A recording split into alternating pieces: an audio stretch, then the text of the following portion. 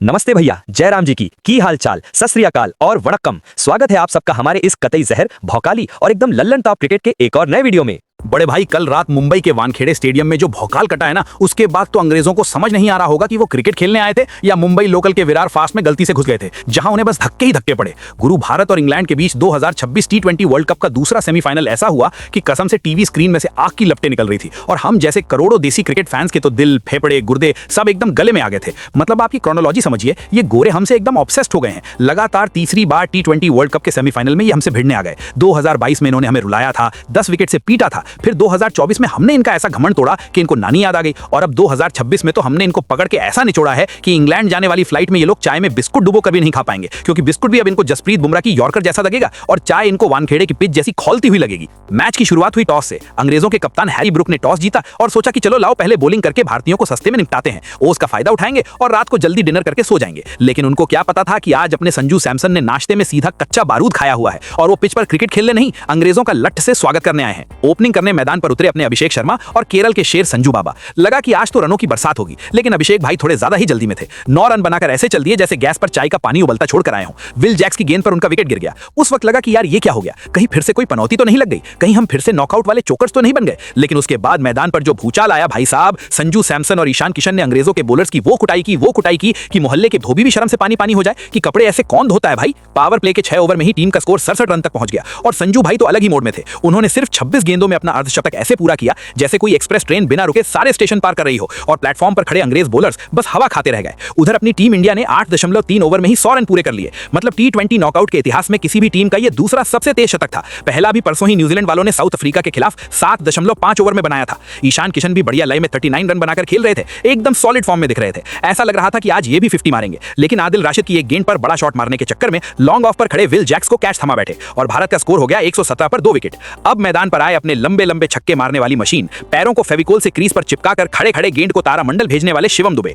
संजू और दुबे ने मिलकर स्कोर को ऐसे रॉकेट की तरह उड़ाया कि अंग्रेजों के कप्तान हैरी ब्रुक के माथे का पसीना घुटनों तक बहने लगा और उनके बॉलर्स मुंह छुपाते फिर रहे थे। संजू भैया तो कल एकदम बदलापुर वाले अवतार में थे। 42 गेंदों में 89 रनों की एकदम गदर पारी खेली। ऐसा लग रहा था कि आज शतक पक्का है, लेकिन शतक से सिर्फ 11 रन दूर वो विल जैक्स की एक चालाक फ्लाइटेड गेंद पर इनसाइड आउट शॉट मारने के चक्कर में गच्चा खा गए और आउट हो गए। संजू के आउट होने पर स्कोर 160 था। इसके बाद अपने 360 डिग्री वाले मिस्टर सूर्य कुमार यादव आए, पर आज उनका बल्ला चला नहीं, सिर्फ 11 रन ही बना पाए और राशिद मियां का शिकार बन गए। लेकिन दूसरी तरफ शिवम दुबे अपने उसी अड़ियल अंदाज में खड़े खड़े 4 गगनचुंबी छक्के और एक चौका जड़कर 25 बॉल में 43 रन बना चुके थे। वो तो किस्मत खराब थी कि रन आउट हो गए, वरना कल तो वानखेड़े की छत टूटनी तय थी। शिवम दुबे के जाने के बाद भारत का छठा विकेट तिलक वर्मा के रूप में गिरा, जिन्होंने मात्र 7 गेंदों में 3 छक्के जड़कर 21 रन की ऐसी तूफानी पारी खेली कि स्टेडियम में बैठे हर फैन का पैसा वसूल हो गया। और अंत में अपने कुंफू पांड्या यानी हार्दिक पांड्या ने भी 27 रन का तड़का लगा दिया, जिससे भारत का स्कोर पहुंच गया 253 रन। मतलब 20 ओवर में 253 रन, ये स्कोरबोर्ड नहीं था भैया, ये तो किसी 5 स्टार होटल का बिल लग रहा था। 254 रन का टारगेट जब अंग्रेजों ने बोर्ड देखा तो आधे तो वहीं ड्रेसिंग रूम में चक्कर खाकर गिर पड़े होंगे कि भैया ये क्रिकेट का स्कोर है या मुंबई से पुणे का टोल टैक्स।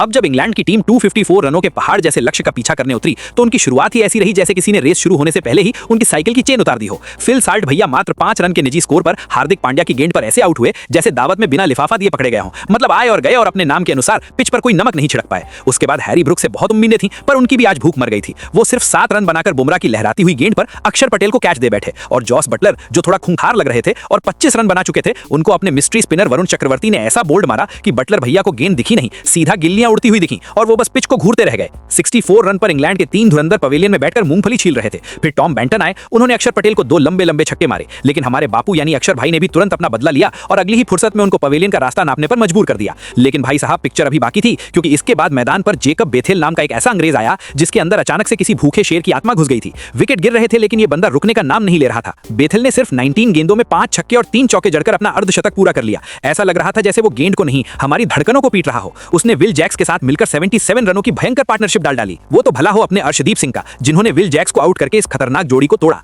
तब तक इंग्लैंड का स्कोर 172 पहुंच चुका था, लेकिन जेकब बेथेल तो जैसे घर से कसम खाकर आया था कि आज या तो कप ले जाएगा या हमारी जान ले जाएगा। उसने 48 गेंदों पर 105 रनों की ऐसी खौफनाक पारी खेली जिसमें 8 चौके और 7 छक्के शामिल थे कि एक पल को तो पूरे वानखेड़े में ऐसा सन्नाटा छा गया था जैसे किसी ने टीवी म्यूट कर दिया हो। मैच एकदम कांटे का हो गया था। आखिरी के ओवर्स में दिल धक धक कर रहा था, बीपी हाई हो चुका था, टीवी बंद करने का मन कर रहा था। लेकिन तभी पिक्चर में एंट्री होती है हमारे असली बाहुबली, हमारे ब्रह्मास्त्र जसप्रीत बुमराह और हार्दिक पांड्या की। 18वां ओवर बुमराह और 19वां ओवर पांड्या ने डाला और भाई साहब क्या बॉलिंग की। जहां इंग्लैंड को हर गेंद पर बाउंड्री चाहिए थी, वहां इन दोनों ने मिलकर उन 2 ओवरों में सिर्फ 15 रन दिए। जी हां, सिर्फ 15 रन। यही वो टर्निंग पॉइंट था जिसने अंग्रेजों के सारे सपनों पर पानी फेर दिया और उनके ताबूत में आखिरी की कील ठोक दी। अंत में इंग्लैंड की टीम 20 ओवर में 7 विकेट पर 246 रन ही बना सकी और हमारा प्यारा भारत 7 रनों से ये रोमांचक, सांसें रोक देने वाला, पसीने छुड़ाने वाला मुकाबला जीत गया। मतलब इतनी खुशी मुझे आज तक नहीं हुई। अब 8 मार्च को अहमदाबाद के नरेंद्र मोदी स्टेडियम में होगा असली महासंग्राम, जहां अपना भारत खेलेगा 2026 T20 वर्ल्ड कप का दूसरा फाइनल मैच। और सामने कौन होगा? वही पुरानी खुन्नस वाली टीम, वही 2019 और WTC का दर्द देने वाली टीम, यानी कि न्यूजीलैंड। पिछली सारी हार का, सारे आंसुओं का, सारी रातों की नींद हराम होने का बदला लेने का एकदम परफेक्ट मौका है।